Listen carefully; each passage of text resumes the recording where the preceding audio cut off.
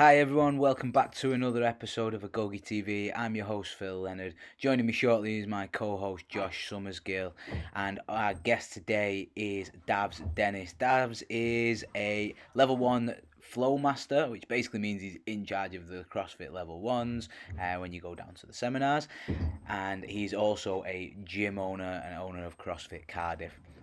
We talk a lot about his experience as a level one seminar staff trainer. We have a great conversation, lots of fun stories, and also his experiences running a gym. Again, really cool story, lots of fun on this one. Hope you enjoy, guys. Before we go into the show, though, please check out our sponsor, X Endurance. At the X Endurance website, xendurance.eu, you can get 20% off using the code AgogeTV20. Check it out, guys. Enjoy the show. Hi everyone, thank you very much for joining us today on AgogeTV. I'm your host Phil Leonard, and Josh is here with me as well. Our guest today is Davs Dennis. Davs, I'm just going to say really quick, I'm going to throw it over to you and basically find out how you got into CrossFit and your CrossFit story as such, and as much as you can get into. Okay, mate. Well, thank you for having me on. Apologies for the background. I'm sat on my bed because of, COVID problems. Been kicked upstairs by the missus who's having a webinar downstairs and I can't be there.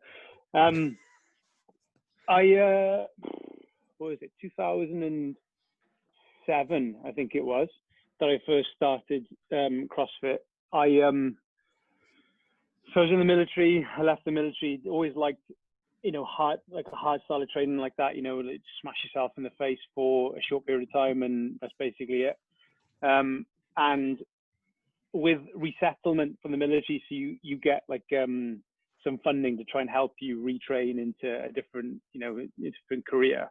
I used what I did have to do an online gym instructor's course, which turned out to be one of the most bogus courses I've ever done in my entire career. I can't remember what it was, but it was utter rubbish. I think on the final exam, I got something like a 22 or something % pass mark, which wasn't a pass mark. I failed miserably, but then realized that if you sit a chimpanzee in front of a multi-choice questionnaire, they'll get 34%. So it was just ridiculous, and it didn't necessarily mean that I was bad. I put like 3 or 4 different people in front of it, and they didn't get much better. Anyway, with that, I have to gain some experience, just rather than just learn it online, I had to actually do some work. And so I went to a Fitness First in Cardiff and talked to the general manager there. I told him who I was and what I was doing, and he's like, "Yeah, okay, come on, you can come under my wing," type thing, and work with me. And so that's what I did. And so I tried kind of learn how to do personal training, that kind of stuff with him, and whatever else, the management of a gym or the daily kind of routine of a gym, whatever. But then I kind of changed tacks. I changed focus, and I went away again for a little bit. I went overseas again for another little work assignment, but then came back. Always stayed in touch with him, and then came back, got into more of it when I was away, and actually qualified fully as a personal trainer while I was away, and then went back to the same place. And as I was there, I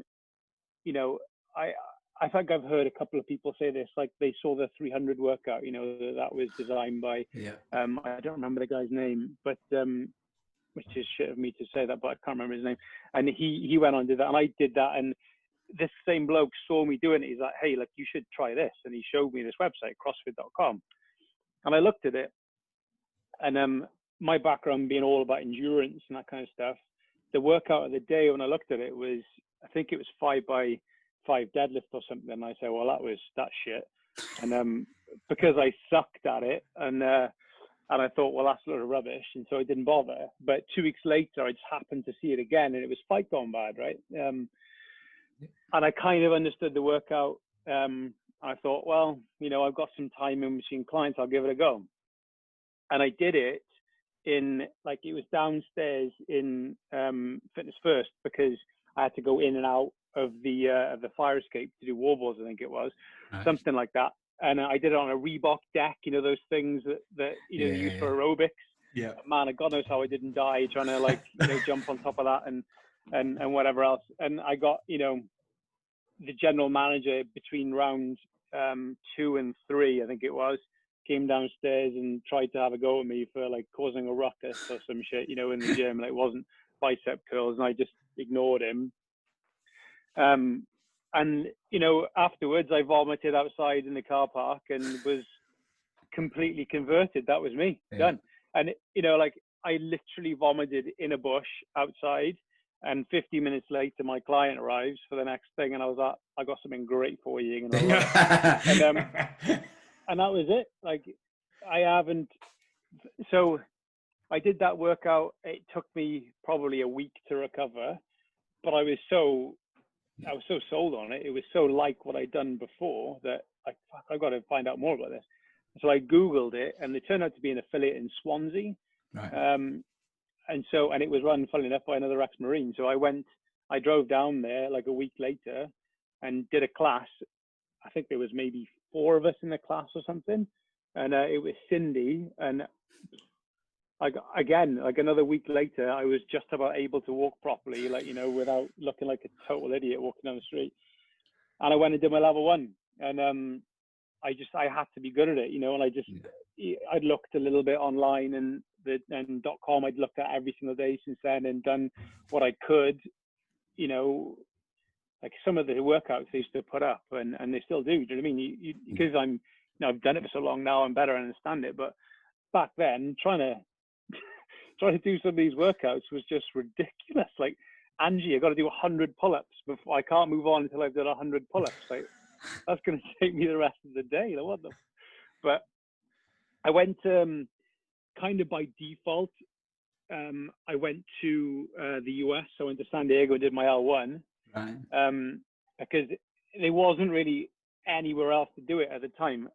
Having said that, it was the very first weekend that there was the first ever L1 in the UK, right? So people like Adam Shacks from Bath was on it. Steve Haydock, who now lives in the US. Stedman, it was at Stedman's first gym in Stockport. Wow. Nicole Carroll was over for it. All the big wigs from HQ came over, and I flew the other way and went to San Diego. So I'm sat in the crowd on my L1, and Dave Castro was the flow master. He's introducing the seminar, and he says, like, is anybody from further afield, you know? And there's one guy came. He was from a bloke from Egypt who was doing it. And then he says, and I put my hand up. He goes, where are you from? I said, the UK. And he goes, you know, there's a seminar in Manchester this weekend, right? I said, yeah, but it was sold out. I had no chance. I had any choice. He's like, fair enough. And that was it. I did my L1 and then started coaching I started training my clients with it, who, you know, I probably had a 50% drop off rate of clients. I was just going to say, how many people left? Came back from a weekend, they're like, what the hell's happened to you? Like, it used to be fun doing bicep curls, now you're making me do this shit. But that was quite good, you know. That was cool in a sense. But I started, so there was actually an affiliate in Cardiff at the time called CrossFit Wales, right. Which just had the name, right? And at the time, you could affiliate, but you didn't have to do anything else. Like, you had like a 12-month, I think it was, grace period to achieve or to gain your level 1 status. Right. And so the guys in Swansea were still in amongst that. And so I ended up being put on their books as their L1 trainer. This bloke who ran the gym in Cardiff had an L1. And so I started teaching just like once a week, because I was working as a paramedic at the time, or training to be a paramedic at the time. So I was just able to do 1 class a week, like on a Saturday. And I got maybe, I don't know, 9 or 10 people show up every now and again, and that was probably the most that I had, but there was people there. And the rest from there is kind of history. Like, I got kicked out of fitness first. But that didn't actually training. CrossFit, which is, like, you know, everybody says it today. Like, I got sick of doing wall balls in the rain, so I took one of the roof tiles out of the partition ceilings, you know, the ones, the suspended ceilings. And I was throwing a wall ball up in between the hole, and hoping that it came back down on top of me, and I got told off for that. And I did grace outside in the grass, on the grass verge. I took like a 60 kg barbell out the turnstiles outside. And after, I don't know, 20 reps, it was like embedded into the grass. I couldn't pick it up anymore because the barbell was just on top of the grass. Deficit grace. That did not, yeah, exactly. That did not, go down well. And then the final straw was I hung a set of rings from the banisters. So there was like a banisters. They went around down past like 2 floors and was doing muscle ups where the lads would go in and change the changing rooms. And they were like, you gotta get out of here, man. Like, and I just one of these things. But the guy that introduced me to it is he works for a tech company now in Bath somewhere. But he was like a really successful PT, right? Awesome guy, like really ahead of his field. And I'm surprised he didn't actually take CrossFit up himself. But he could have been fantastic. He was a great guy, still a good friend of mine, and I owe all to him, that one guy. And so how did you go from that to opening your own gym? Was that just kind of the next step? Did that take a while to come about? Yes, so it would have been pretty close to leaving fitness first, I want to say. Like, it's the same story, right? If you go to various different places and they kick you out for doing something they don't really understand, then you'll be left with not much else to do but open your own place because you're the boss and you can do what you want. But I met my old business partner who's moved on now, right? But he was another CrossFit enthusiast, and they were hard to come by back in those days. Like, you couldn't find people. You wouldn't walk through a supermarket and see somebody else walking past with nanos on. Do you know what I mean? That wouldn't happen. Yeah. So I heard about him. I can't remember how I heard about him. Through the guy in Swansea it was. He'd done the same thing as me. He'd found out about it. So basically, he'd gone to, he started feeling unwell, right? And he'd gone to his GP and said, like, this is happening. These are the symptoms I've got. And his GP said, well, I'm going to send you for a glucose tolerance test, right? Because I think you're pre-diabetic. He actually left a hospital in the kind of south of Cardiff, with basically the diagnosis of being a type 2 diabetic, right? So he bypassed everything, the protocol up until he was literally injecting insulin and was really quite sick. And he had a young guy, I think he was 34 at the time, and he had a young daughter, like, who was like 2 or 3. And he was like, fuck this, you know what I mean? I'm not gonna, I want to see my daughter grow up. And he went home and he Googled high intensity training and nutrition, and CrossFit in the Zone came up. So he emptied his cupboards and went immediately into the Zone the next day, which, by the way, is really hard. You just slap in the face to do that, going from where he was to what he did.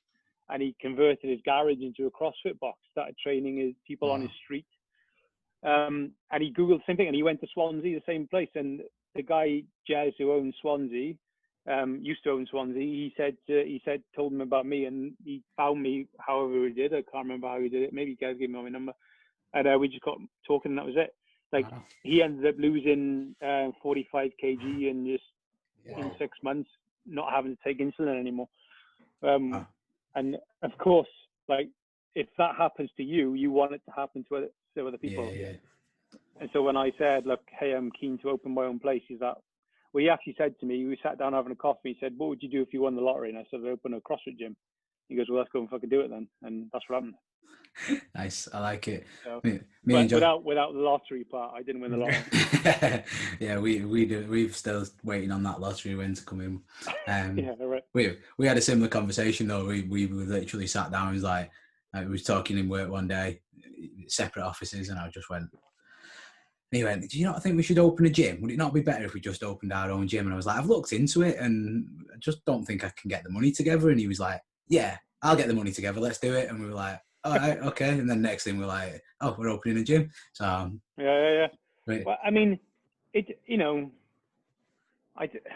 don't know much about that kind of stuff, but you can do it, can't you? Yeah. Do you know what I mean? I was reading a story yesterday about Brewdog, the beer company, right? Yeah, I saw that. So they went to Dragon's Den and they got given a big pill to swallow, and now that share that they were offering is worth like 320 million. Like, you know, and they made it work. Do you know what I mean? They just did, because they were Sometimes passionate you need about that, it, though. and that was it. You need Yeah. people to go, oh, you're not going to do this. And it's like, okay.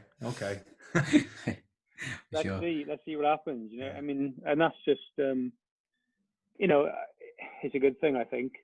Negativity sometimes like that, if it drives you towards, you know, something that's going to give you a bit of a kick up the arse to do it. Definitely. But it's not easy, is it? No. No. We've all been there, and I think a lot of people. It's interesting at the minute as well, because obviously we're all in lockdown and hopefully coming out of the back end of the coronavirus stuff. But I think everybody's in the same boat where you sort of, like, I know we feel like we're starting again a little bit. So it's, and you can either take that as, well, this is terrible, or you can use it as a bit of an opportunity to make it better. Yeah, for sure. And do you know what? Like, I think it's, I'm hoping that optimistically that this is giving people a bit of a kick up the arse. I mean, like, it's like, you know, it's at Christmas, isn't it? New Year's, gyms are supposed to be the busiest places ever. Well, after a pandemic, which is hugely affected by your health and fitness and your immunity, then hopefully it should be like Christmas all over again. You know, we want to make ourselves bulletproof, and so the best way to do that is to give a shit about what we eat and move, and not to go McDonald's or the pub. Not to do any of that stuff. Well, the pub occasionally, but once every now and then. But you know. So obviously from that as well, you became a level 1 flow master. So just for those people that won't know that are listening, what is a flow master? Because it just sounds like you're a funky dancer. Yeah, right. Yeah, that's definitely not the case. No. And again, how did you get into being on level 1 staff? And I always find that that's a cool story for everybody who's made it through the level 1 internship and everything. Well, so Flow Master it came about through quite a funny story with Dave and Nicole, but you kind of have to, the way they used to run seminars is they used to just meet up for a coffee on a Friday, and this is back in the early days. Yeah. And they'd on a napkin or something, just write out who was doing what. You know what I mean? Like, there wasn't a huge amount of planning involved with it, other than that. And that was stemmed to be the flow, you know. So I think it was Nicole that first said it. I might be wrong with that. I've only heard the story once, it was a while ago. But they just said, like, well, you're the master of the flow, therefore you are the flow master. And it's essentially just the lead instructor. So you start the seminar, you kind of like the compere, and you end the seminar, and then you give allocations. You're given allocations, obviously, for material to deliver, and you're expected to be able to deliver it all. So, say I know a trainer gets sick on Saturday night or something, and you have to, and it's happened to me multiple times. You just, like, the next day you got to roll into it and do it. So you have to have it and a very, very versed knowledge of everything.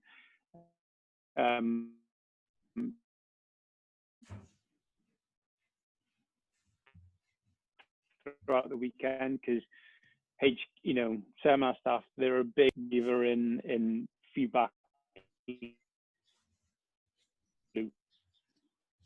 know, like, it's one of the questions why people ask you, like, don't you get bored of delivering the same thing every weekend?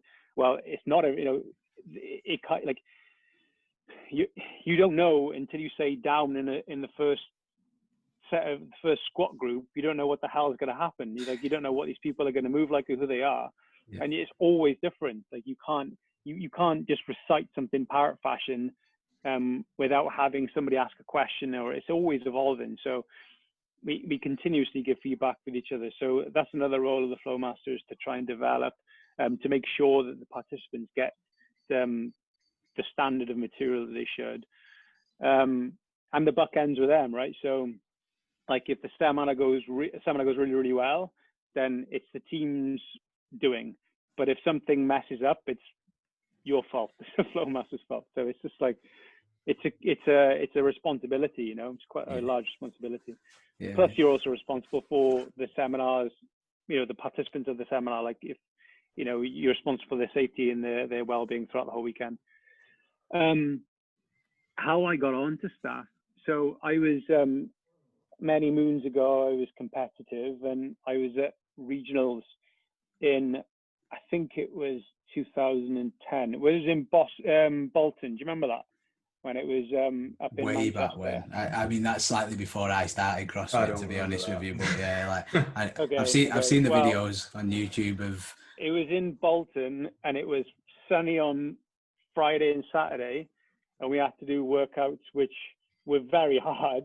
It was when Castro on Saturday decided to start bringing in this 100 chipper, which repeated itself on many regionals and just wiped out loads of athletes.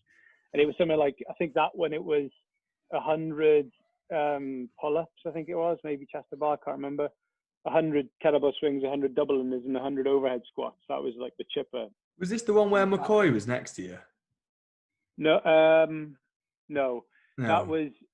that was the year before, and that was at sectionals. I know. Oh, I know yeah, what that you was mean. it. Sorry, yeah. Yeah. 2010, I think, was the first time the Open was in. I want to say. So to qualify for regionals, you went through the Open process then. But so it was glorious weather Friday and Saturday, and we had to do things which were tough, but they weren't like crazy, as in technical. And then Sunday absolutely pissed it down. And the reason why this is important is because it was outside, and we had to do Amanda in the rain. It was shit.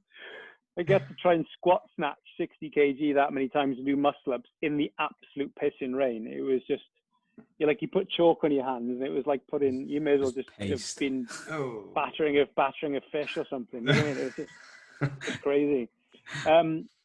But I was at regionals, and on the Friday night, whatever day, I can't remember, it was the morning, afternoon, whatever. There was one event which was, it was miserable. It was run a K or a mile.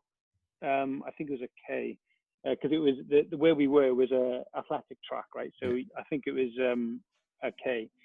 You did 30 handstand push-ups, which back in 2010, it wasn't like easy. It was people flailing all over the place. And then you had to row a K. So that was just for time. That was just just hideous. Because, you know, you're at the start line with a bunch of CrossFit athletes in a competition, and 3, 2, 1, go happens. It doesn't matter that you've got a 50-minute workout. You just sprint.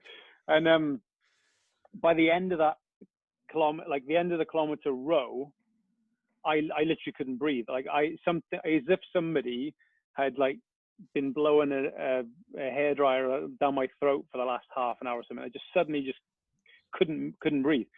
And a guy, Sevan Matasium, who's the one of the lead media guys, just shoved the camera in my face. And my mouth felt like a freaking Birkenstoll or whatever they're called. And he's asked me questions, and we just hit it off, right? So he had a little interview with me, and off camera then, and we just started talking. And he, on the Saturday, I think it was, because it was still sunny, it must have been, he said to me, do you want an affiliate and whatever else? He said, yeah, there's 30 of my members over there supporting me or whatever. And he just said, have you ever thought about Seminar Staff? Would you like to be on it? I said, yeah, that'd be fucking cool. I'd love to. And he went and phoned or texted or whatever he did, Castro, right then, and he offered me an internship. Amazing. I love how it always seems really sort of organic how people get onto Seminar Staff as well. It's never, I don't want to say when you apply for a real job, because I don't think we don't all have real jobs. But when you apply for a real job, that's you go through this big long process. Whereas it's I feel when you get on Seminar Staff, it's we like you. You almost get we'll have you. Yeah, you'll be good at this. Yeah. Come here and McCoy's story similar. Does your face fit type thing? Do you know what I mean? It's I think they I mean, I don't really know. They just trust what people think of each other's character rather than anything else. But that's only to get your foot in the door, though. You've had enough staff members on to understand that the internship process is miserable, and that's when you're really put to the test. And it doesn't make you feel good, but it's not designed to. So there you go. So I've got to ask as well. We always want, like, there's basically loads of funny stories, and I've heard before that we could write a book of funny stories just from the level ones. So have you got any go-to stories that I honestly, they don't have to be PC, but maybe something that you would. They don't have to get BC, and they also don't have to get me the SAT either. That's the main. Of course, there's nothing of that nature. Yeah, I mean, I could tell you a couple. There was one that stood out to me a little bit, which like it's not you just have slips of the tongue all the time. Like you see people who say stuff, and sometimes it gets missed. Other times it gets hammered because like somebody picks up on it, and that's the end of your life, and you can't do anything. Like you're supposed, I've seen seminars which have been in uncontrollable fits of laughter that you just can't do anything about it. I was teaching a group in a squat group in Swansea, and I had an intern assigned to me. So an intern was just kind of observing at the time. It was intern 1, which means you just watch, you just like see what's going on, take notes. You're not expected to do anything. So it's just like just to understand the process of the seminar from our side rather than being a participant. And I was teaching a guy squat therapy. So I was given kind of the brief about what it is, how we use it, why we use it, and then I was about to show him how to do it. And so the analogy I was using was what Adrian Bosman always used to say, was that you're gonna, when you're a kid and you put your finger on an insect on the wall and you watch him squirm, that's what, and you then release it. Obviously, that's what you do. That's what squat therapy feels like. So I had this guy called John who ended up being a former MMA fighter, and I was saying this thing, looking at the wall with the participants behind me, maybe like 10 participants in the intern, and I turned and said, so I'm going to finger John up against the wall and watch him squirm. And I turned around and like couldn't get away with it. Like John just replied, "Please don't do that." And that's not going to make me squat better. The whole group just like burst out laughing, and I had nothing. But yeah, I could tell you a couple more off camera if you want me to. Yeah, we'll save them for later, for sure. There's a good one about McCoy, as I tell you about McCoy. Go on, because McCoy definitely deserves it after his podcast, which everybody should go back and listen to as well if they've not seen it already. He's a great human being, McCoy. He's a great human being. Josh, you want me to tell it? Yeah, go. Yeah. These are the best bits. So we were on a seminar in Glasgow, and McCoy was lecturing, right? So the way the lectures work is you get given one, you're expected to do 5 of them where you're monitored and you're like evaluated before you get given the green light. And there's different processes where you will have to repeat it or you go back to 0 or whatever it might be. So you learn the material organically like that, okay? He was on his first lecture of deadlifts, which is the second lecture. So he's pretty new to lecturing in front of people, but he's such a charismatic, like confident bloke anyway. And he works super, super hard. So he knows his shit. And he wins the crowd over, right? They love it. Anyway, so at the time he was still in the Navy, right? So he was a Royal Navy PTI. And I think Stedman was a flow master at the time. He'd introduced him as being so, right? So Royal Navy PTI. Anyway, there's a Marine in the crowd, right? And he's on this lecture, sat right in the middle of the crowd. So there's like 50 people. He's got everybody around him. So everybody can hear exactly what he says, whatever else. McCoy's doing the lecture and Rob is up on the box demoing for him, Rob Lawson. So he's trying to fix an early arm pull of a sumo deadlift high pull. So he says, like, this is the fault. This is the correction. This is what I'm going to use.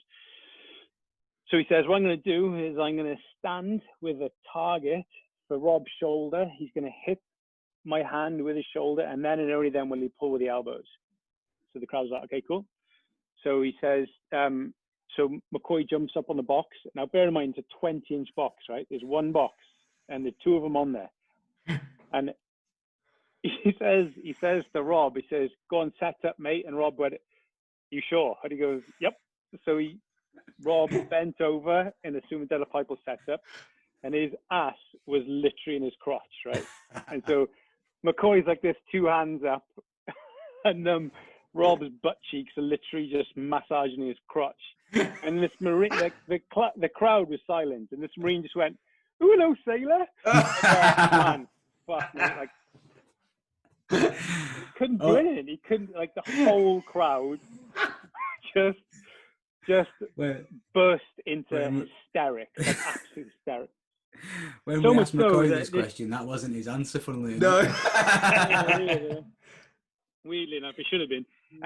The Marine in question, he's a great guy. Like, I know him well now. Like, he had to go up to McCoy afterwards and apologize to him. Like, he's so sorry, but he was fine with it. You know what I mean? Everybody thought it was hilarious. But he's probably never done that ever again, I want to say. That's how you learn. That's how you learn. Getting things very, very wrong. I think anyone who's coached a CrossFit class will know that, like, these things happen. And like, the amount of times I've been in a class and I've just gone, this class is gone, I've got no control over this anymore because I said something stupid or made a joke somehow and he's mean to or whatever. Like, yeah, I always say there was a guy on one of my classes, and I had an intern demoing, and he was doing handstand push-ups. So he goes down into the bottom of a handstand push-up and said, "Just hold it there for me." And one of the guys on the class turns around and goes, "Ooh, he's like a vase," and that was it. Then I was like, the rest of the class gone. Like, couldn't bring it back. It's nuts, isn't it? Like how it could be a cool icebreaker. Do you know what I mean? Yeah. Like, and there's somebody in that class that's never done CrossFit before, is like shit scared of stuff, and something like that happens, and they just have the best experience ever. Yeah, exactly. Definitely. Yeah. So you were our flow master in our level 1. You probably won't remember because it's about 10 years ago now. Seems like forever ago. Was that in Stockport? No, it was in CrossFit Thames. We come down to London okay. No, okay. Okay. And it was yourself, McCoy, and I can't. Kat, it was what she had on a badge, but I feel like she was lying to us.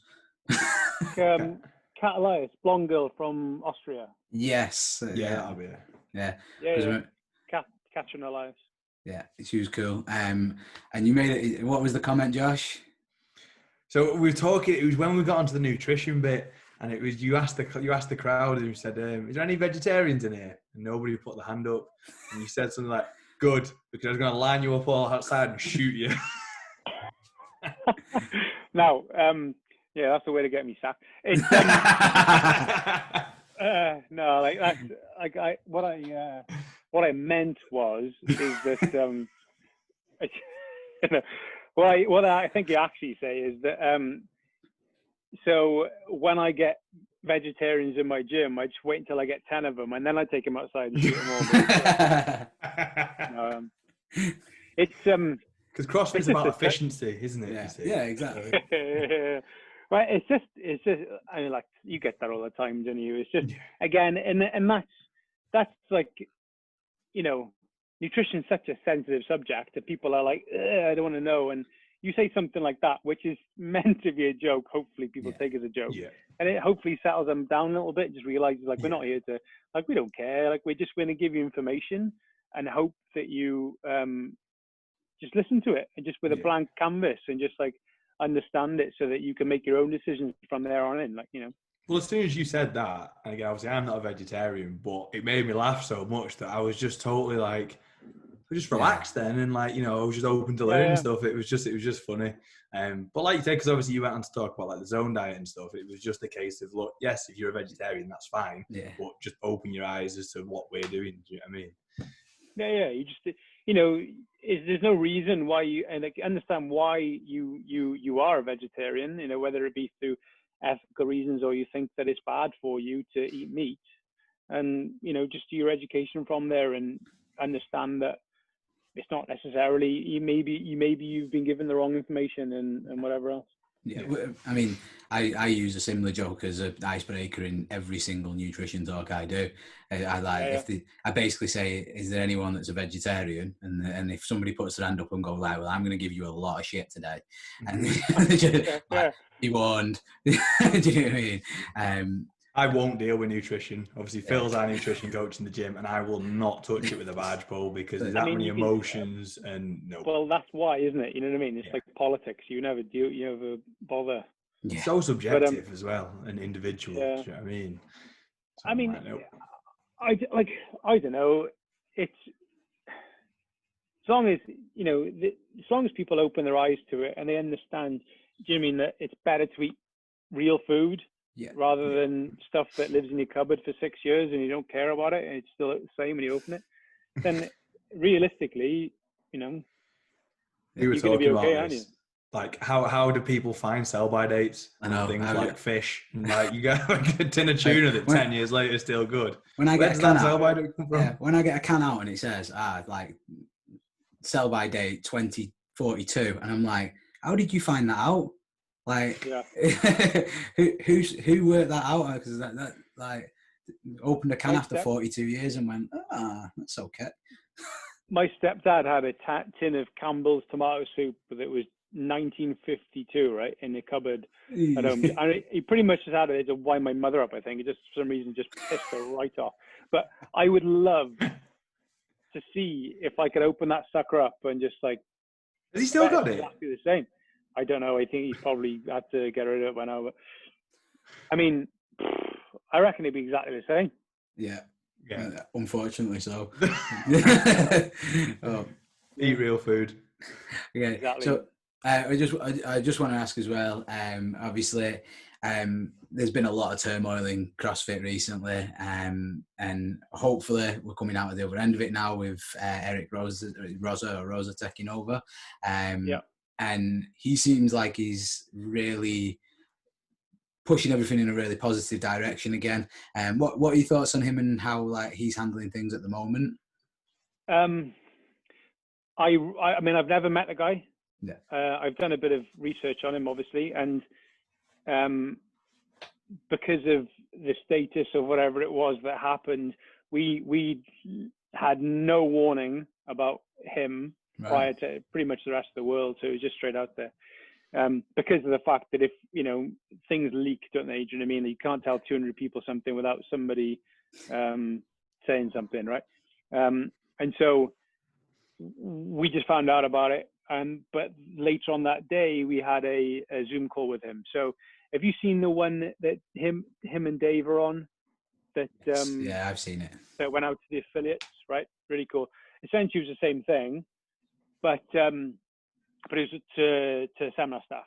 And so the cool thing about it is that Dave just introduced, hey, this is Rosa, talk about yourself, right? So he just went on and just talked about his history and what he did and all this kind of stuff. And there was a lot of positives within there, right? So one, he's a 10-year affiliate owner, or very nearly. He's been CrossFitting for years. He's 52 years of age, and he gets it because he smashes himself. Do you know what I mean? You don't get 10 years into CrossFit without, like, what I said about my clients, I mean, I came back from that level 1 and 50% of them buggered off. Like, you can't open up a can of CrossFit to 10 people while not having 3 of them just leave, right? So the fact that he's been an affiliate owner for 10 years is really, really critical, I think. He's got a 240 Fran, which is, if I can do that when I'm 52. I can. I don't think I can do it now. Never mind. Well, 52. I mean, it's RX as well. You know what I mean? Like it's very impressive. Not that you have to have a fast Fran time to be a good, CrossFit or whatever, but what it just means he's committed to it, right? Because it's easy to avoid doing Fran, isn't it? It's really easy to like, nah, not today. But then Dave and him had a complete off-script Q&A, right? So Dave just hammered in with loads of questions, and he came off really, really well. Like, I think he's a really good dude. Awesome. Like, he just seems super passionate about it, like really, really enthusiastic about it. I'm sure the guy's got a lot of good ideas, like his history with, he was asked to, he was CEO of I think multiple companies, and he's done really, really well on that kind of aspect. One of his last company was voted top 15 places to work in the US by Outside Magazine or something. Yeah. So like, and he really genuinely wants to push the company to be as good as it possibly can be, and he understands that the affiliates and the community is the heart of it. And so, man, I think it's a good place to be. Yeah, with to be involved in CrossFit and to be an affiliate owner right now. Yeah, agreed. And like, I actually dropped him an email, and I basically asked him to be on the podcast. And I was surprised that I got a reply. Never mind that. I mean, he's just basically told us to contact him when he's a little bit less busy in a couple of months. Which fair enough. I'm like, I don't think I'd have ever got that reply before, so I think that's cool. You can understand that, right? Did you see his Instagram, right? So his Instagram, I think, in one day gained like 50,000 followers. So like, I mean, it was 250 in the morning, whatever day it was that this was announced. Then by the time I went to bed, it was like 50,000 odd. Wow. And I can't imagine what his inbox must have been like. No, I know. Yeah. And when I sent the email, I was like, chance my arm. Like, you don't get it if you don't ask. And like I say, I was surprised that he could have definitely just replied to my email with a bog standard, send this again in a couple of, you know what I mean? But you could tell he'd read the email, he'd responded to what I'd put, and he didn't just like ignore it. Do you know what I mean? I was like, okay. And again, like for our own reasons and things, we've had to unaffiliate, but I did say to him, I would like to think that we will be back. And the steps that they're making, the things that they're doing, I'm like, I can't see any reason why we wouldn't re-affiliate in the future. I mean, I personally, I mean, you know, I think you stand to be in a very good place if you do re-affiliate. Like, I think that it's going to be nothing but positive to the company, and you know, I'm sure he'd say that to you. He'd welcome you back with open arms. You know what I mean? Like, and just, but you know, what he's done right now is just said he's going to make a difference. Yeah. And I believe that he will, but I can't, you know, you can't do that until you see something, can you? Yeah. And if you see right now, it's just words, isn't it? It's not anything else. Yeah, sure. And like I say, I just going off what I know about him, I think it's a positive for all of us. And even if people choose, like I say, even if people choose to remain unaffiliated, I think just the fact that you're probably still using the CrossFit methodology and all the rest of it is still, it's positive for those people as well. It's positive, like there's nothing, I've not seen anything in the last couple of days that made me go, I've not had to open my Instagram and go, for fuck's sake, what now? So like, it's only good things for sure. I think that just anything like movement, you know what I mean? It doesn't matter. You could go to your local park, find a bench, and just do 100 burpees and jump over the bench 3 times a week, and you'd be one of the fittest people in the world. Like, and just eat food that doesn't have a label on it, and you'll be totally fine. Like it, and that's, I think, it's like whether it's CrossFit, whether it's, I know, Zumba or whatever the hell else you do, like just fucking move. Do you know what I mean? Just do something. Definitely. Agreed. Because it just your life is going to be better at the end of it, isn't it? Yeah. Like, you know, in however many years' time, you know, we're all going to die, right? And it's morbid, horrible, whatever it might be. But wouldn't you want between this day and that to have the best fucking time you possibly could while you're on this earth? And the best time isn't injecting yourself with insulin every day and, you know, whatever. Let's face it. Exactly. McDonald's tastes like shit anyway, so. Agreed. That's our McDonald's sponsorship out the window anyway. Yeah. No, I'm joking. Don't upset Domino's. Don't upset Domino's. And again, McDonald's SAS are going to absolutely through the window right now and just kick me out. God, love it. Yeah. So again, like Dabs, I want to be really respectful of your time. And basically, we've got some fun questions to sort of wrap up and finish off with. The first one is, we always like to get either a book or film recommendation from our guests. So have you got any book or film recommendations that you'd like to? Book or film? I'm going to jump on, if you have Matt on here, then I'm going to jump on his, his recommendation would be Legacy. He recommended that to me. It's a great from book. a guy called James Kerr, and I think it's fucking cool.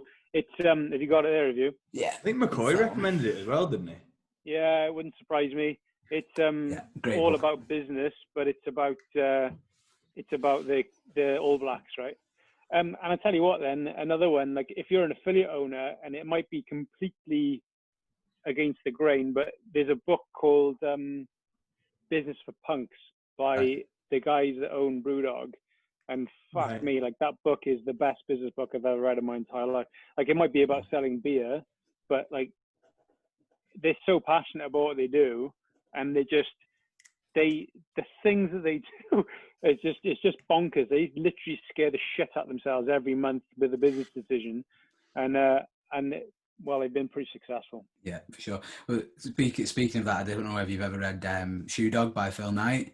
No. It's basically the Nike, the guy who created Nike. Okay, yeah. And it's not like do this in your business at all. There's none of that. But it is like reading it, you just some of the things that they do in millions and millions of pounds worth of debt, and right up until. And spoiler, right up until they have they have an initial offering and like an IPO, he's worrying about his house getting taken off him. Yeah, right. Like right up until the end, and then next thing he's a billionaire. Yeah, crazy, great. Like a spoiler for the Brewdog one is they went into bounced down every high street bank possible, like lying to them, basically saying, well, NatWest lent us 25 grand, and so like, what the hell are you going to do? And they came out of it with a huge bill, or a huge debt, sorry. Yeah. But they had it's because they entered their beer into a Tesco's, I think it was Tesco's craft beer competition, and they won first, second, third and fourth.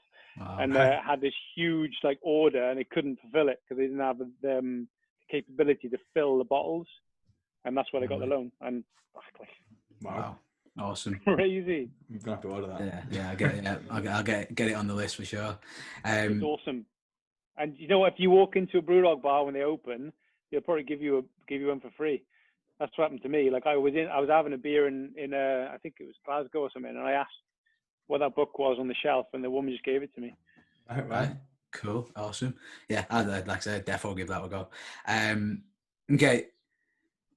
Because you are a gym owner, I always like to find out what your like biggest dick gym move is. The not that you do, that like really you see like one of your members do, like dropping empty barbells, choking the hands for press ups, those kind of things. Yeah. I mean, God, I opened my affiliate 9.5 years ago, and you see shit every single day, don't you? Right? It's just like, fuck. I literally think that people are hell bent on trying to kill themselves when they come in the gym. Like I'm just like a babysitter rather than else. But I did see one of my members, well, old members, not a member anymore for no other reason that they just moved, couldn't reach the rings. And so thought the best way to get up on there was standing on top of a medicine ball. I'm just like, the rolly thing, yeah. What world, what planet do you live on, right? What planet do you live on? But there's like, that was a good one. I had I mean, somebody who she was my ex-missus, right? It now is. And at the time she was trying to do a pull-up on a Dirty South bar. Oh. You know, Dirty South bars with like yeah. And so I'd only just put it up there, and the rig was like, you're supposed to let the glue set for 24 hours or something like that, And so she jumped up on this pull-up bar, and I screamed at her, "Hey, stop it!" Thinking, and she suddenly just turned and lost her shit at me, thinking that it was because the gym was the rig was still setting, the glue was still setting, even though it had been way longer than it should have been. She says, "He told me he was okay," and like referenced somebody else. But I was actually trying to get her to stop doing a pull-up and smashing her face on this bar. Yeah. And so she came back at me and gave me shit, jumped up there again and smashed the face of the bar. But I said, sorry. Like I did try. I might have to start introducing. I might have to ask, what's the stupidest question you've ever had as well? Because I typed out a big long message today about how our classes are opening and what's going to happen and what times we're going to be on, and it was a long message, and the very last message explains how the 6 a.m. class is going to work, with like only 6 people on it and so on. Not being able to book off. And the first question I got back is there going to be a 6 a.m. class? Beautiful. Beautiful. So I was like, God no. So that's my new one. What's your favorite? What's the stupidest question that you've ever had, or face palm question? It can be on like a seminar as well. Yeah, it can be anything. It doesn't have to be in the gym. Jesus Christ. I always remember there's one Adrian Bosman got asked where there was like, there's a red sandbag at the top of the on the games they did that sandbag thing where it was up and down with the sandbags, and he was like, there's a red sandbag and that's got to be the last one that you bring down and back up. And someone turned around and went, will the red sandbag be clearly marked? Well, yeah. Well, yeah. I was judging an athlete for that, and they brought the red sandbag up before the others, and I had to go down and just nah. When I was that's actually reminding me, that's a great thing. When I was at regionals as a team in 14, we were all sat in the briefing. I can't remember. I think it was Chuck Carswell that was briefing it. Chuck is so good. Like every time an athlete, and people are nervous and whatever else, they want to know the standings. They don't want to fuck it up or anything like that. Especially in teams, because it messes the whole team up rather than just themselves. And the worm that Dave Castro introduced was the greatest invention ever, because it just made teams have this huge meltdown, and they just used to just try and kill each other while they're trying to do thrusters. Hilarious. Anyway, one of the teams, I think they were from somewhere in Scandinavia. One of the male members asked, does the bar have to be over your head during the overhead squat? And I'm sure he must have meant something else. He must have, but Chuck Carswell was like, thank you very much, sir. That is a great question. And he went off and did his answer. He didn't laugh at him, didn't what the f-? But it's just, they ask the same question about 10 different times, you know what I mean? Different ways. And it's if you remember the last time I answered this question, that's the best part about it. Yeah. I have just reminded myself about another question that I had for you.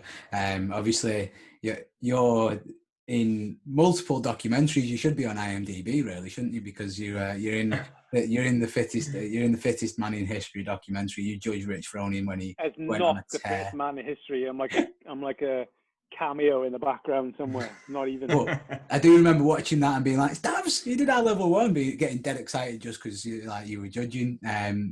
And you said you should have no repped him, I believe.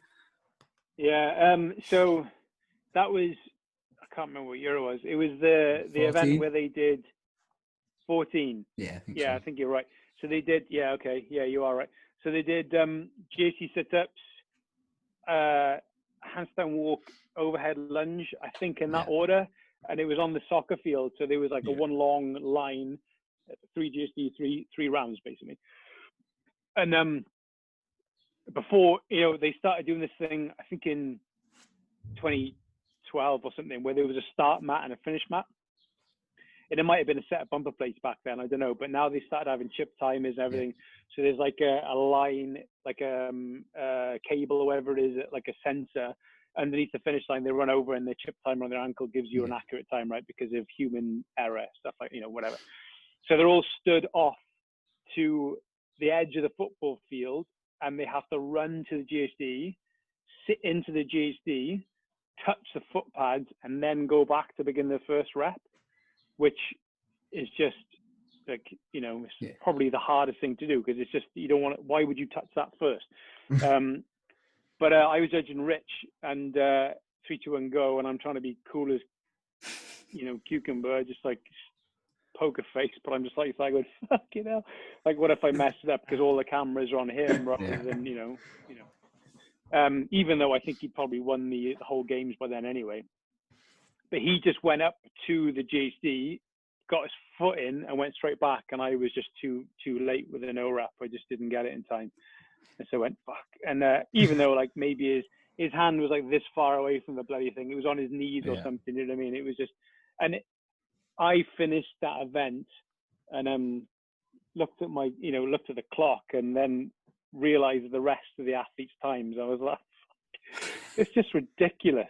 It's just bonkers. I was going to say, I think even with a no rep, I don't think that I'd have slowed him down on that one. It was clear win. I had him in 2012 or something, the first invitational, right, when it was Europe versus USA or something, I think it was. And I've no idea what the event was. There was box jumps in it, and he was doing box jumps literally like there was springs in his feet. Do you know what I mean? He was jumping up, landing on the box with barely any knee bend whatsoever. And I'd never seen anything like that before. I was so amazed by it. But he got it wrong and fell off the box. So I got him a no rep then. But got him. Take great pleasure in that no rep. Like, ha! Well, yeah, it's not like judges aren't out there to no rep the shit out of people. They just, they just got to maintain the standards. But it's not an easy job, It's like people give judges shit all the time. Yeah. But put yourself in those shoes and see how you feel about it. It's not cool. But they're there to maintain a standard of competition, and they make mistakes. Like, didn't Maradona win the World Cup with his hand or something? Do you know what I mean? There you go. I mean, like, I get stressed judging people in my gym, and so, like, do you know what I mean? Like, like when it's like the pressure's really on it, like the games or regionals or something like that, and people are doing. No offense to anybody in my gym, I'm going to cop this later, but people are moving a hell of a lot faster at regionals and the games. So, okay, so awesome. Right, like I said, I'm going to wrap it up because we're going to run way over. But we've got final few questions, which are basically this or that. What do you prefer?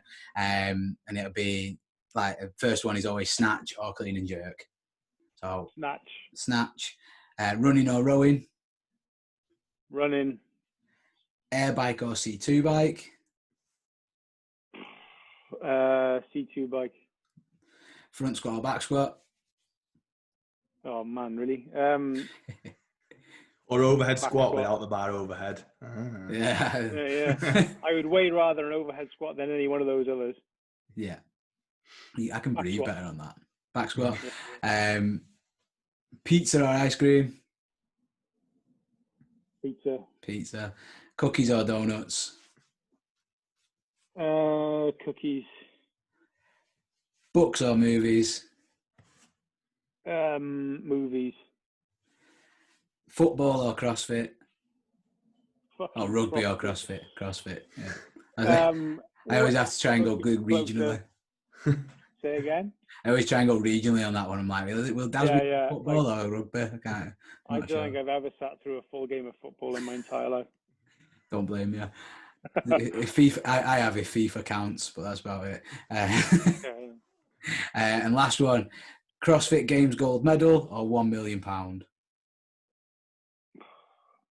Sorry, £1 million. Oh, you're so close to making a YouTube channel. So close. I don't know.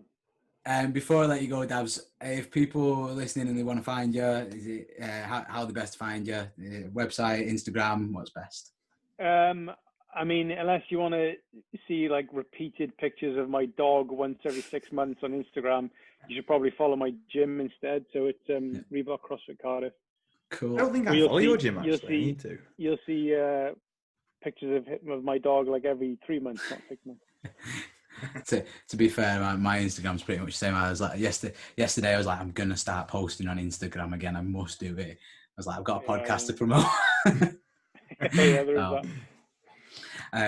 And Davs, thank you very much for being on today. I'm sure I actually they've got so much more that I wanted to talk to you about. I wanted you to give Danny Watson some shit as well, to be fair. I feel like there's not enough time in the world for that. It's genuinely not enough. We'll get you back on for round 2. Yeah, I was going to say, do you reckon we get a big level 1 Danny, then just see Danny, Davs, McCoy, and we'll just see who comes out on top? Like, if you get that would be cool. If you get those three people on together, man, you're probably not going to ask any questions, and we're all going to be sacked at the end of it. But I mean, as long as you're comfortable with getting sacked at the end of it, like I think that'd be. I'll bring the popcorn. Happy days. yeah. I think we maybe make that one happen. That we'll figure that out somehow. Maybe not on a Zoom call because I don't think it'd work. Just like bouncing back into try and get some people in the same location. I'm sure we can figure it out. Send each of us a crate of beer before the show, and then that will make it way better. I mean, money well spent. Podcast would go through the roof. Again, Davs, thank you very much for joining us today. I really appreciate you taking the time. For those that are listening, please like, subscribe on YouTube, follow us on Facebook, Instagram, we're on iTunes, Spotify, all the good places. So, like I say, please like and subscribe on all those and share wherever possible if you enjoyed it. Thank you very much, Davs, and peace.